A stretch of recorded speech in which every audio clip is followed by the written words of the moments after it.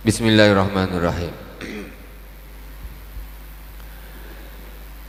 Innal hamdalillah nahmaduhu wa nasta'inuhu wa nastaghfiruh wa na'udzu billahi min shururi anfusina wa min sayyiati a'malina. May yahdihillahu fala mudilla lahu wa may yudlil fala hadiyalah. Asyhadu an la ilaha illallah wahdahu la syarikalah wa asyhadu anna Muhammadan abduhu wa rasuluh. Allahumma shalli ala sayyidina Muhammadin tibil qulubi wa dawaiha wa afiyatil abdani wa shifaiha wa nuril absari wa diyaiha wa ala alihi wa sahbihi wa sallim. Bismillahirrahmanirrahim. Bisanadil muttasil ilal Imam Al-Bukhari rahimahullah ta'ala manafa'ana Allah bi wa bi ulumi fi darain.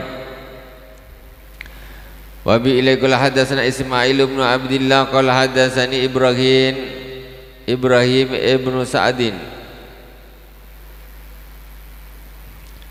man salihim min ibni Abbasin an salihin an ibni Shihabin an Ubaidillah an Abdillah bin Utbah ibn al-Mas'ud anna Abdullah ibn Abbas akhbaru anna Rasulullah sallallahu alaihi wasallam ba'asa bi kitabi rajulan wa amarahu ayyadfa'ahu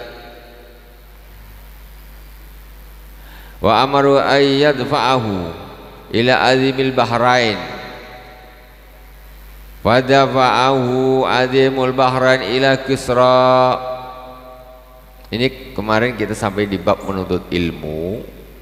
Cara orang menuntut ilmu itu macam mana modelnya? Ini berdasarkan hadis Rasul. Maksudnya gurunya yang baca kitabnya muridnya dengar, atau muridnya dengar guru yang membaca, muridnya dengar guru yang membaca kitabnya, atau muridnya yang membaca gurunya yang dengar. Ini ada satu hadis diriwayatkan oleh Imam Ismail bin Abdillah. Sesungguhnya Rasulullah sallallahu alaihi wasallam bahasa bi kitabi rajulan wa amaru ayyadfa'ahu ila azimil bahrain. Sesungguhnya Rasulullah SAW pernah menulis surat mengutuskan kepada seorang laki-laki dan menyuruhnya untuk memberikan kepada Azimul Bahrain, Raja Bahrain. Pada bau Azimul Bahrain ila Kisra. Kemudian Azimul Bahrain, Raja Bahrain waktu itu ketika dikasih surat oleh Rasulullah, ditolaknya dioper ke Kisra, Raja Kisra pada waktu itu. Faramma qara'ahu mazzaqahu fahasibtu anna ibnal Musayyib qala fada'a alaihim Rasulullah sallallahu alaihi wasallam ayyumazziku kullu mumazzaq. Jadi Rasulullah ini dia mengirim surat. Jadi maksudnya ini apa? Boleh orang belajar dari sini, diambil satu keterangan bahwa boleh orang belajar itu pakai tulisan.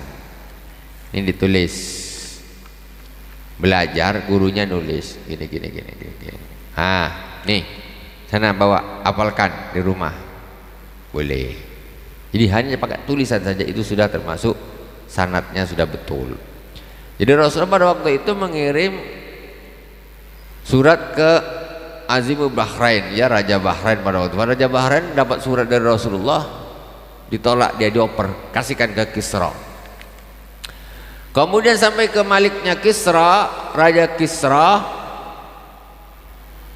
Setelah membacanya mazzaqahu, setelah membaca suratnya Rasulullah, dikoyak surat Rasulullah. Sudah dibaca. Bismillahirrahmanirrahim huda. Assalamu ala manittaba'al huda. Biasa Rasulullah mengirimkan begitu suratnya.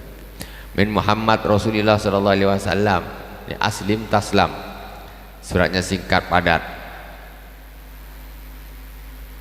Nah, ketika sampailah di Malik Kisra, kemudian dikoyaknya surat Rasulullah SAW. Kemudian ada hadis diriwayatkan oleh Imam Ibnu Musayyib. Ya, ketika itu dikoyak, fada'a alaihim Rasulullah sallallahu alaihi wasallam ayyumazziku kullu mubazzak. Setelah Rasulullah tahu bahwa suratnya Rasulullah pada waktu itu dikoyak oleh Malik Kisra, Rasulullah berdoa agar Allah Subhanahu wa taala mengoyak-ngoyak kerajaannya. Akhirnya hancur, musnah kerajaan Kisra. Ya, itu kerajaan luar biasa dulu. Masya Allah, kalau kita nengok film-film sejarah sebelum zaman Rasulullah, pada zaman Rasulullah itu antik-antik, Masya Allah ceritanya itu, Masya Allah ajib, tentang raja-raja yang masih belum Islam. Jadi semacam Indonesia juga lah dulu. Indonesia dulu ada kerajaan Sriwijaya, Majapahit, apa di Arab juga gitu di sebelum zaman Rasulullah. Ada Malik Kisra, Malik Bahrain. Nah, itu seperti itu kerajaan. Di Indonesia para wali songo mengislamkan kerajaan sama. Macam mana kerajaan Mataram tuh yang aslinya Hindu bisa jadi Islam. Nah, kemudian kerajaan Demak Bintoro, ya, itu adalah kerajaan Islam. Nah, dulu orang-orang Jawa gak kenal sama Islam, tapi ketika rajanya masuk ditaklukkan, oh rakyatnya ikut semuanya.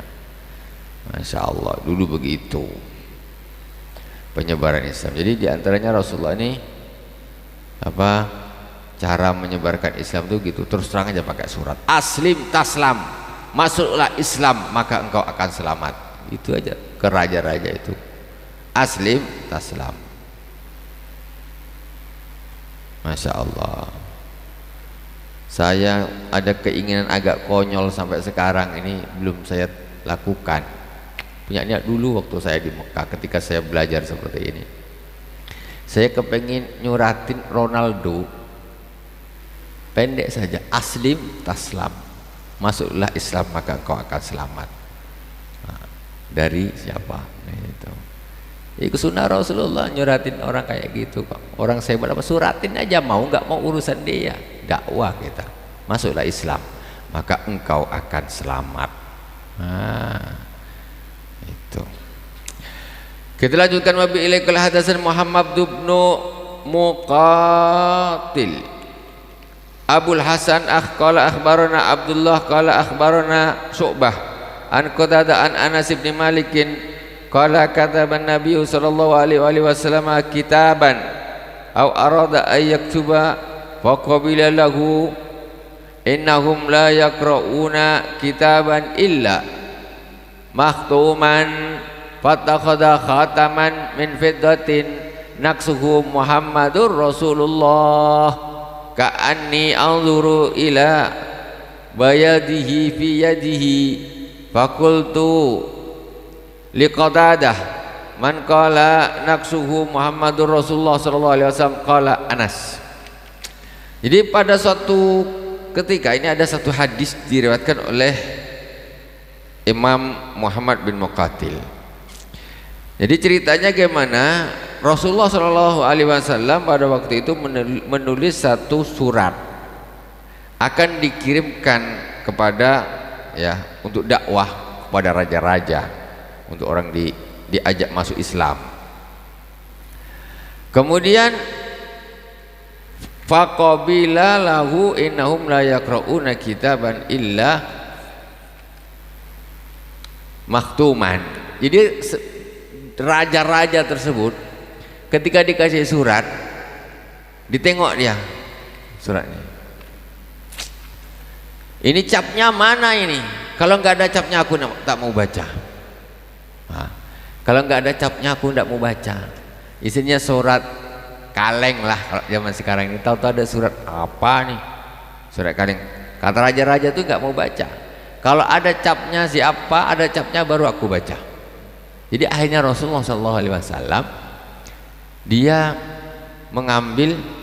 membuat cincin. Nah, kemudian Rasulullah SAW fatakhadha khataman min fiddatin, Rasulullah membuat sebuah cincin dari perak. Dan cincin perak itu apa kita bilang tuh? Nakes tuh diukir. Nah, cincin dari perak itu diukir, ditulis Muhammadun, muhanya dibaca Muhammadun Rasul Allah. Nah, itu namanya khotam. Itu fungsinya untuk apa? Sama Rasulullah itu nanti untuk ngecap surat. Nah, ngecap surat, jadi dikasih tinta, dicap suratnya, tek, baru dikirimkan ke raja-raja. Kirimkan, tengok cap apa nih? Muhammad Rasulullah. Nah, itu khatam. Sampai sekarang saya punya, tapi selalu ditanggalkan. Nak masuk kamar mandi tanggal, akhirnya lupa terus. Itu yang sampai sekarang itu memang dulu khatamnya Rasulullah itu seperti itu. Jadi tulisannya Muhammadnya di bawah, Muhammad di bawah, Rasul Allah. Itu namanya khatam. Fungsinya apa dulu? Untuk stempel, plek, stempel. Makanya dia timbul. Nah, jadi sampai sekarang kita yang pakai itu karena cinta kita kepada baginda Rasulullah Sallallahu Alaihi Wasallam. Pakai cincin itu perak sunnah. Nah, cuma itu tadi karena itu bertuliskan Muhammad Rasulullah, jadi tidak boleh dibawa ke toilet. Pakai silakan, bagus. Apa pula tak bagus? Atau pakai cincin, tapi kalau cincin itu harus dari perak, jangan dari emas, haram. Kadang-kadang sekarang ini ada orang tak paham, cincin pengantin, tunangan, tukar cincin katanya siap, sama-sama emas. Yang laki-laki dikasih emas haram, mana boleh. Kalau nak laki-laki perak gitu. Laki-laki itu udah emas, tak perlu dikasih emas lagi. Jadi emas-emasan, jadi emas palsu. Laki-laki kan emas, orang Jawa bilang laki-laki itu emas, tak perlu dikasih emas lagi, ya Pak. Jadi emas-emasan, jadi palsu, tak perlu. Haram, tak boleh. Nah, kasih perak, diukir Muhammad Rasulullah. Kita kalau nengok itu jadi ingat Rasulullah. Rasulullah dulu pakai cincin ini. Pakai cincin di mana posisinya? Masya Allah. Menurut riwayat ada dua. Ada riwayat menerangkan Rasul pakai cincin itu di kelingking sebelah kanan. Ada Rasulullah mengatakan di kelingking sebelah kiri. Nah, terserah ini. Bukan jari manis. Jari manis ini orang kita Melayu pakai jari manis. Orang kita Padang, orang kita Jawa, orang kita ini jari manis. Mana manis? Tak manis pun. Mana ada manis?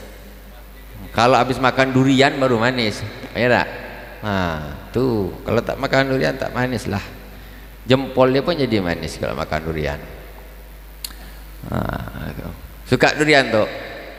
Nah, tuh. Sunnah pakai aksesoris yang ada hubungannya dengan Rasulullah. Jangan terlalu anti. Orang pakai nael. Ini ada tak naelnya sini? Ada? Nah. Apa salah pakai gini? Apa salah? Hah? Nah, kenapa tak boleh? Jadi ketika kita nengok itu yang ada terbesit di dalam hati itu Rasulullah. Itu kan susah tuh.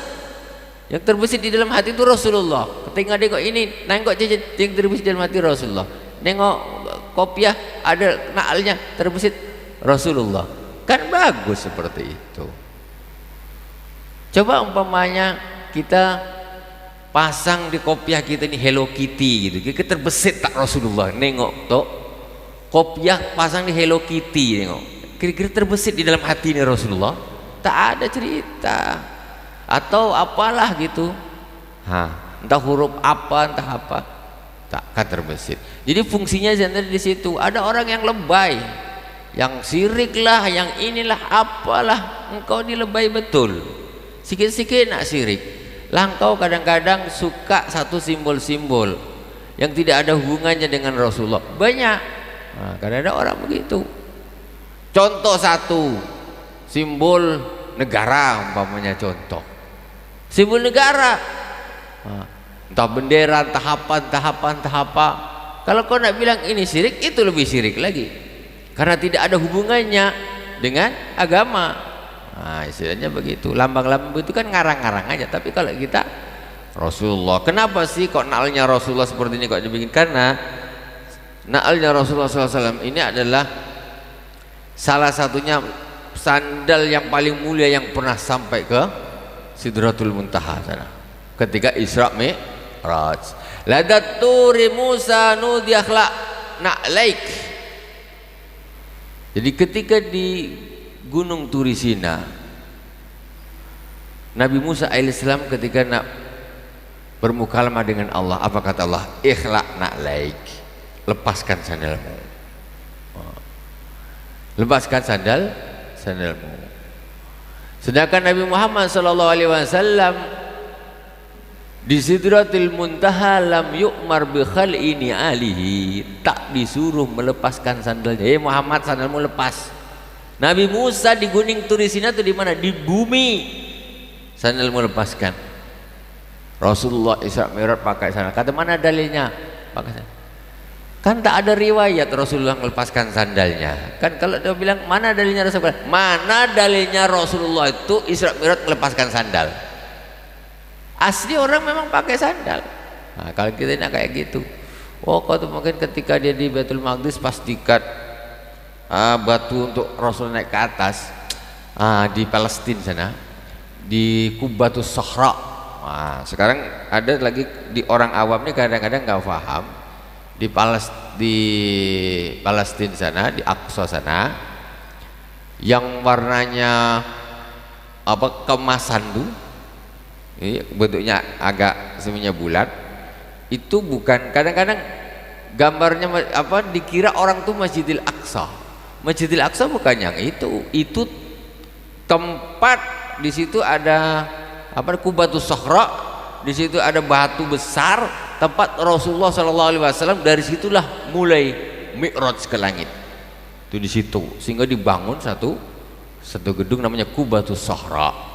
Kalau Masjidil Aqsa tuh yang panjang gini tuh, itu Masjidil Aqsa, tapi lebih viral Qubatus Sahra-nya daripada gambarnya, sampai di orang awam dikira ini nih Masjidil Aqsa. Bukan, itu Qubatus Sahra. Masjidil Aqsa-nya itu yang di depannya lagi di bawah yang bentuknya agak panjang, itu Masjidil Aqsa. Nah, Rasulullah SAW ketika Isra Mi'raj pakai sandal tuh, bentuknya sandalnya Rasulullah ya begini nih, begini bentuk sandalnya ini. Bukan kayak sandal Carville, bukan. Jangan pula bikin sandal Carville taruh sini. Ini tak betul. Tak mengingatkan kepada baginda Rasulullah sallallahu alaihi wasallam. Taruh di sini, taruh di mana? Silakan. Segala sesuatu yang berhubungan dengan Rasulullah tidak ada masalah, karena itu akan mengingatkan kita kepada sosok termulia yang menjadi wasilah antara kita dengan Allah Subhanahu wa taala. Kita tidak menyembah nabi sama sekali. Yang kita sembah adalah Allah Subhanahu wa taala. Jangan terlalu mudah mensirik-sirikkan sesuatu. Kalau nyembah Nabi Muhammad disembah ya syirik. Tapi kan kita tahu itu nabi, bukan Tuhan. Cuman kadang-kadang orang-orang ini mudah saja dia menvonis. Kita lanjutkan. Jadi Rasulullah SAW, jadi itulah awalnya Rasulullah kenapa pakai cincin fiddah terus diukir Muhammad Rasulullah. Awalnya kenapa? Ketika Rasulullah mengirim surat ke raja-raja itu, kebiasaan waktu itu surat itu dibaca kecuali kalau ada stempel. Nggak ada stempel nggak dibaca. Makanya Rasulullah kemudian bikin stempel pakai ini, pakai cincin. Kalau sekarang kan tak pakai apa tuh? Pakai tinta tuh, ceklek. Nah sekarang kayak gitu. Dulu tak ada, tintanya tinta gosok itu. Gosok, kasih air hitam, kayak gitu dulu. Wallahu alam kalau Rasulullah ada zaman sekarang mungkin ikut ceklek gitu, bisa jadi. Ya wallahu alam, cincin urusan lain. Nah, cincin urusan lain. Qala Anas, terus kata ada orang bertanya kepada Qatadah, siapa yang mengukir cincinnya Rasulullah itu Muhammad Rasulullah itu siapa? Orang tanya kepada Qatadah. Qala Anas, yang mengukir tuh cincinnya Rasulullah Muhammad Rasulullah itu Sayyidina Anas bin Malik. Sayyidina Anas bin Malik, khadimnya Rasulullah sallallahu alaihi wasallam. Semua bikin, jadi diukir ya cincinnya tuh Sayyidina Anas bin Malik. Masya Allah, sampai sekarang itu adalah hasil karyanya Sayyidina Anas bin Malik. Babu man qa'ada haitsu yantahi bihil majlisu Wa man ra'a furjatan fil halqah fajlasa fiha. Bab menerangkan tentang orang duduk di mana di akhir majlis, dan bab menerangkan tentang siapa yang melihat ada kelonggaran di depan. Nah, ini maksudnya apa yang nak dilakukan. Wa bilikul hadatsana, babnya kan bab ngaji nih, bab taklim, macam mana adabnya. Wa bilikul hadatsana Ismail qala hadatsana Malik an Ishaq ibn Abdullah ibn Abi Talha anna Aba Murrah maula Aqil ibn Abi Talib akhbaru an Abi Waqid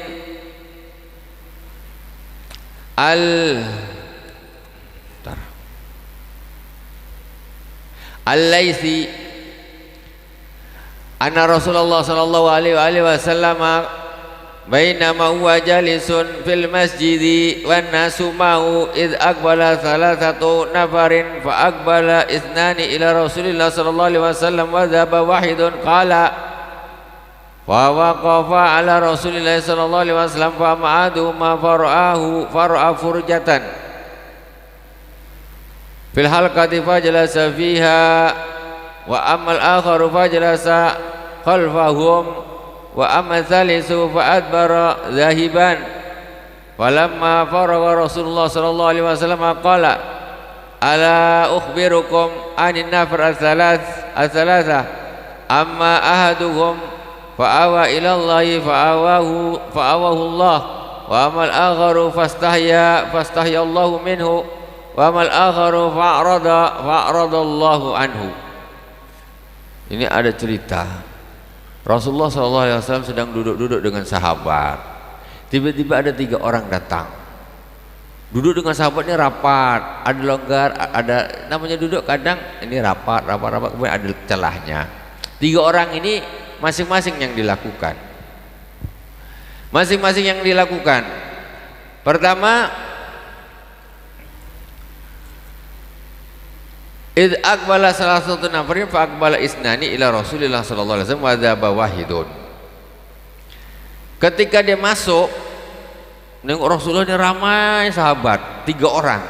Ketika banyak orang, kemudian yang satu mundur, yang 2 tetap masuk ke majelis. Yang 1 mundur, yang 2 tetap masuk ke majelis. Ketika masuk ke majelis ini kan orang banyak nih, apa yang nak dibikin orang banyak nih? Nah, ini caranya sahabat ketika datang ke majelis taklimnya Rasulullah sallallahu alaihi wasallam. Wa dzaba waidun qala fa waqafa ala Rasulullah sallallahu alaihi wasallam wa ma'hadu ma furjatan fi halqati fa jalasa fiha. 1, yang 2 maju ke depan. Kemudian yang 2 maju ke depan tengok salah satunya, oh itu ada tempat duduk kosong. Dia langsung ke situ, dia duduk. Dah. Tinggal 1, yang 1 tadi pergi. Tinggal 1 lagi. Wa amma al-akharu fajalasa khalfahum. Nah, kemudian yang kedua ini dia tengok kawannya maju ada kosong, dia duduk di situ. Kemudian dia nengok macam tak ada tempat lagi, dia duduk di paling belakang. Kan? Dia duduk di paling belakang. Kemudian wa amma salisu fa'at baradahiban, yang 1 tadi nengok maju kok ramai betul, tak jadi dia pergi. Berarti 2, yang 1 masuk duduk di agak depan tempat ada kosong, yang 1 duduk di paling akhir karena atas depannya sudah penuh semua, yang 1 balik, tak jadi, tak mau duduk bersama. Qala ala ukhbirukum anin nafari thalatha. Setelah selesai Rasulullah dari majlisnya, kemudian Rasulullah SAW mengatakan kepada para sahabat, maukah kalian aku ceritakan tentang 3 orang itu tadi? Apa maukah kalian aku ceritakan? Amma ahaduhum fa'awa ilallahi fa'awahu Allah. Yang pertama, udah masuk Isya ya? Belum. Yang pertama, orang itu dia menuju kepada Allah Subhanahu wa taala. Yang dia tadi masuk, dia tengok ada celah tempat taklim ini, nah dia masuk duduk di celah situ. Nah, berarti dia menuju kepada Allah, maka Allah menuju kepadanya. Maksudnya gitu, duduk dia tengok majelis ada kosong, maju dia, bagus. 1. orang bagus. Kemudian wa amal akharu fastahyallahu minhu. Kemudian yang berikutnya, orang ini nak maju ke depan, nengok orang dah penuh semua, aku tak mungkin lah duduk, ini orang duduk aku terus nyelempet di situ, tak mungkin lah. Kalau itu aku duduk pas lah di akhir sini, yang memang belum ada orang duduk di batas akhir terakhir, orang duduk habis, nah, terus dia duduk di situ. Malu kalau aku harus meloncat-loncat orang situ, aku terselit di situ, aku di sini. Orang yang kedua kata Rasulullah, orang ini malu, maka Allah akan malu dengan dia. Maksudnya ini punya akhlak. Datang terakhir, tung duduk depan sehnya sini, orang dilangkah dia semua. Ini orang dah penuh, apa kau di sini? Tak bagus. Wa amal akharu fa'aradallahu anhu. Dan yang terakhir yaitu tadi, ketika nengok kok majlis ramai dia balik, dia berpaling, maka Allah berpaling darinya. Na'udzubillah summa na'udzubillah. Berpaling dari majlis ilmu, Allah akan berpaling darinya. Subhanakallahumma wa bihamdika asyhadu an la ilaha illa anta astaghfiruka wa atubu ilaik. Wa sallallahu alaihi wasallam Muhammadin wa ala alihi washabihi wa baraka wasallam. Walhamdulillahirabbil alamin. Wassalamualaikum warahmatullahi wabarakatuh.